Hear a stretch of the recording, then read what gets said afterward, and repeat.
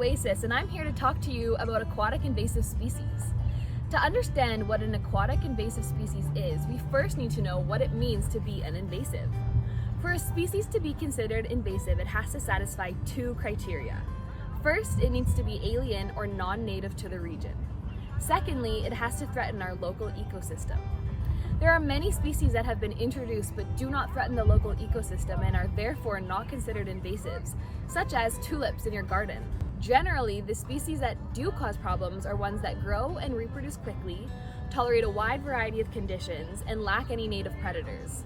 A well-known example of an invasive species are Norway rats. So now that we know what an invasive species is, what sets aquatic invasives apart? Well, as the name suggests, aquatic invasive species spend some or all of their lives in and around the water. Today we're going to focus on freshwater types, which can include many different species such as fish, plants, amphibians, and reptiles. They can impact our waterways in many different ways. For example, invasive fish will often eat our native fish, causing population declines. Other ways they'll impact our native freshwater ecosystems is by clogging infrastructure, changing the water chemistry, outcompeting our native species, and many more. Now, aquatic invasive species have been introduced to this area in some ways that you might not even expect, such as through the aquarium or garden industries. Other ways that they've been introduced are from inadvertently being attached to the hulls of ships, or even on clothing. Let's go check out some of our local species. Here in the Okanagan Valley, our lakes and streams are under threat by these aquatic invasive species.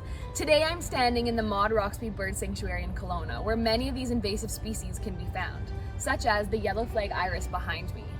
In addition to the yellow flag iris, other examples of aquatic invasive species include the red-eared slider, the common carp, Eurasian milfoil, and goldfish. Not only are we at risk by these already established species, but we are also at risk of other species moving into the area. The biggest potential threats to our region are zebra and quagga mussels, which are not yet in BC. The best defense against aquatic invasive species is prevention. So if you see an invader, report it to the RAP line.